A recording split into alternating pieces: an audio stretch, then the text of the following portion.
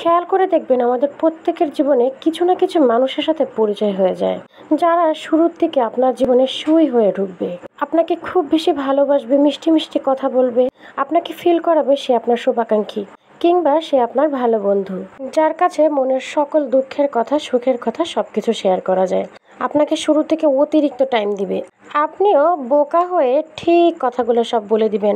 আপনার মনের যত দুঃখের কথা আছে, আপনার যত দুর্বল পয়েন্ট আছে, আপনার যত সমস্যার কথা আছে সব কিছু বলে দিবেন। হঠাৎ করে দেখবেন সেই ব্যক্তিগুলোর আচরণে একটু পরিবর্তন আসছে, একটু বড়লোকি ভাব ধরছে, মাঝে মাঝে একটু একটু খোঁচা দিয়ে কথা বলছে, কিছু কিছু কথার ভিতরে আপনাকে নিচু প্রমাণ করছে। আসলে এই সুযোগটা আমরাই দিয়ে বসি। ওই যে দুর্বল পয়েন্টের কথাগুলো আমরা বলে দেই, এবার একটা পর্যায়ে সে আপনার সাথে চরম আকারে খারাপ ব্যবহার করা শুরু করে দিবে, আপনাকে এতটাই নিচু ফিল করাবে, লজ্জায় ঘৃণায় আপনার মরে যেতে ইচ্ছা করবে। আসলে এই ধরনের মানুষগুলো এই ব্যবহারগুলো করে খুবই আনন্দ পায়, খুব একটা কিক পায়, নিজেকে খুব বড় বড় মনে হয়।